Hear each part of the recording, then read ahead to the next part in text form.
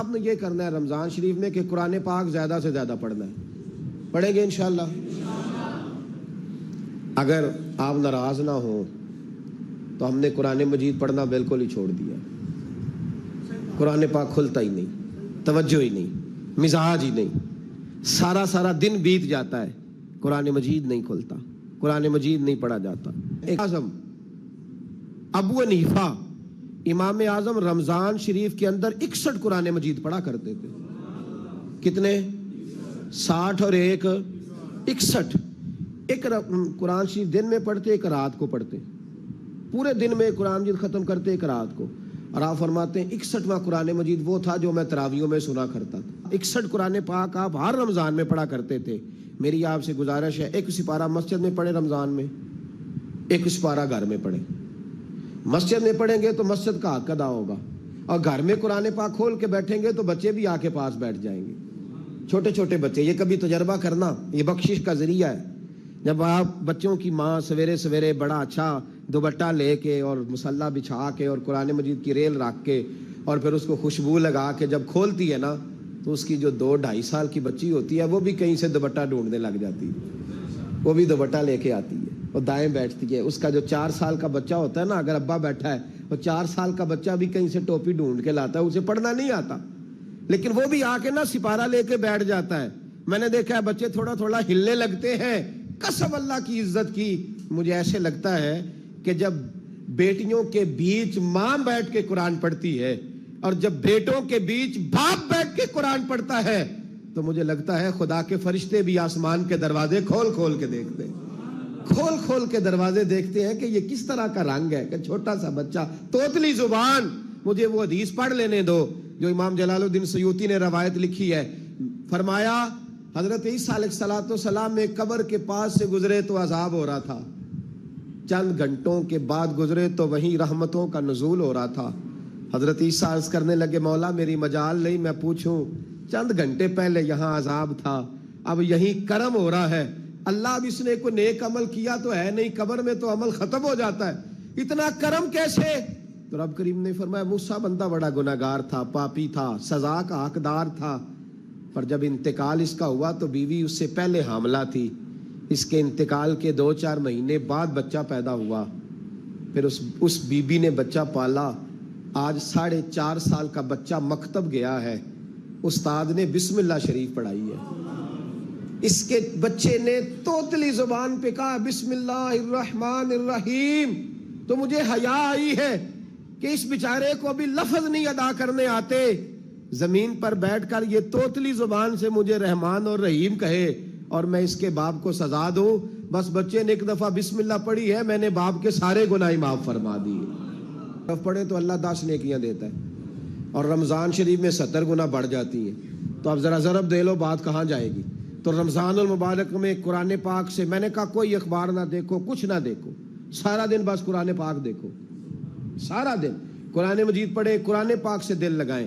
حضرت عبداللہ ابن مسعود رضی اللہ تعالیٰ عنہ فرماتے ہیں نبی پاک صلی اللہ علیہ وسلم نے مجھے بلا کے کہا مجھے قرآن پاک تو سنا. میں نے کہا یا رسول اللہ آپ پہ نازل ہوا, میں آپ کو سناؤں؟ تو فرمایا میرا دل کر رہا ہے میں تجھ سے سنوں. حضور کو زیادہ آتا تھا نا, تو کبھی کبھی آپ سمجھ لیں کہ آپ کو زیادہ آتا ہے, لیکن پھر بھی سامنے والے, میں اکثر کہتا ہوں مدرسے کے طلباء سے, میں کہتا ہوں آپ قاری اور حافظ تو ہو گئے ہو, پر کبھی کسی اور سے بھی سنا کرو, کہا کرو سناؤ یار 2 آیتیں, دل کر رہا ہے. حضرت ابی بن کعب رضی اللہ تعالیٰ عنہ کہتے ہیں نبی پاک تشریف لائے تو مجھے کہنے لگے ابی ادھر آ, میں تجھے قرآن پاک سناؤں. میں نے کہا یا رسول اللہ مجھے فرمایا مجھے اللہ نے حکم دیا ہے کہ میں تمہیں سناؤں. حضرت ابی رو کے کہنے لگے یا رسول اللہ رب کریم نے میرا نام لیا ہے. میں کہا وہ کہا؟ فرمایا ہاں تیرا نام لیا ہے. رونے لگے, کہنے لگے حضور پھر تو میں بڑا خوش نصیب ہوں, سنائیے میں سنتا ہوں. تو حضور سننا بھی حضور کی سنت ہے, سنانا بھی نبی پاک کی سنت ہے. قرآن مجید کو سنیں. اور پھر یار دکھ کی بات ہے نا کہ پاسپورٹ کے دفتر تو میں 2.5 گھنٹے کھڑا رہوں, شناختی کارڈ کے لیے میں 1.25 گھنٹہ کھڑا رہوں, اور میں پہلی دفعہ سعودی عرب جاؤں تو امیگریشن کے لیے 2.5 گھنٹے بھی مجھے لائن میں لگنا پڑے تو میں لگا رہوں. دنیا داری کے لیے تو میں اتنا کھڑا رہوں, اور تراویح کے لیے مجھے 1 گھنٹہ نہ کھڑا ہوا جائے تو میں بہانے کرتا پھروں. تو پھر یاد رکھو وہ حضرت سیدہ اسماء کا کرتی تھی, نبی پاک نے مجھے کہا تھا اسماء اللہ کے راستے میں گن گن کے نہ دینا ورنہ وہ بھی تجھے گن گن کے دے گا. جب ہم رب کریم کو وقت اس طرح دیتے ہیں کہ دنیا داری کے لیے تو ساری ہمارے پاس ہمتیں موجود ہیں، اور تراویح کا وقت آیا تو بہانے ڈھونڈنے لگ گیا، تراویح کا وقت آیا تو وہ جو ہے اس نے شروع کر دی بات کہ جناب میرے فلان جگہ تکلیف ہے اور مجھے بلڈ پریشر ہو جاتا ہے تو پسینہ بڑا آتا ہے، تو اب تو آسانیاں ہی بڑی ہیں۔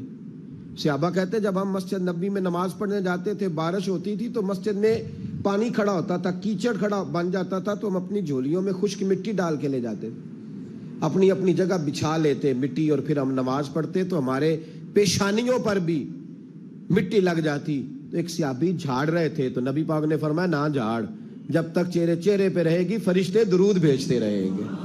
اب تو ایسی لگے ہوئے مسجد میں، پھر بھی تو تراویح نہیں پڑھتا۔ تو ایک تو عبادت کو ٹائم دیں، دوسرا قرآن مجید زیادہ سے زیادہ پڑھیں، رمضان میں زیادہ سے زیادہ پڑھیں، مسجدوں میں ٹائم دیں، رمضان شریف میں سخاوت کرنی ہے۔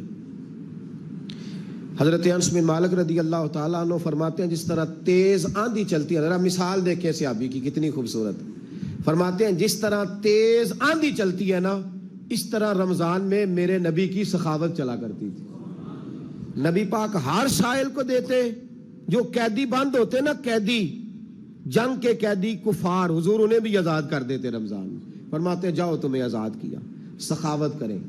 اور میرا مشورہ ہے اس دفعہ غریبوں سے غریب سخاوت کریں، نسخہ دے رہا ہوں امیر ہونے کا، تو سخی ہو جا، رب کریم تجھے امیر کر دے گا، سخی بن جا۔ مالا والے سخی نہیں ہوندے تے سخیاں کول مال نہیں ہوندا، ایتھے اوتھے دوواں جہان نہیں، سخی کنگال نہیں ہوندا، سخی بن جاؤ۔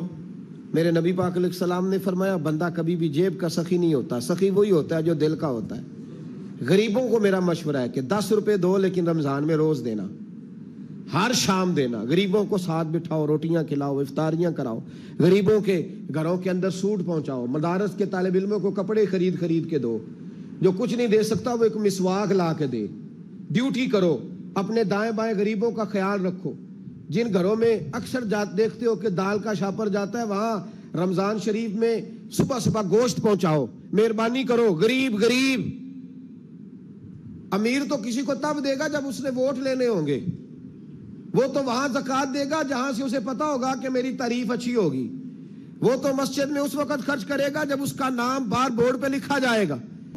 حضرت عبداللہ ابن عمر رضی اللہ تعالیٰ عنہ ہر روز مدینے کے مسکینوں کو ڈھونڈ کے لاتے تھے، فرماتے تھے کہ ان کو ایک تھیلا دینا میں عزت نہیں سمجھتا، ڈھونڈ کے لاتے غریبوں کو اور اپنے سامنے دسترخوان بچھاتے رمضان میں، اور پھر ان پہ کھانے چنتے اور فرماتے غریب کھائیں گے تو میرا اللہ راضی ہوگا، ساتھ بٹھا کے کھلاتے۔ رونا روتا ہوں کہ ہماری مسجدوں میں نا 27ویں کو قاری صاحب کو سوٹ ملتا ہے، اس کے پیچھے سازش یہ ہوتی ہے کہ 27ویں روزے نہ تو درزی پکڑے گا نہ سی کے دے گا، تو ہم یہ سازش کرتے ہیں کہ دین جنا نہ ہوئے مولوی بھی ساڑھے ورگا سوٹ پا لے عید تے پھر ساڑھے جی چودھری جی تے مولوی جی فرق ہی رہ گیا۔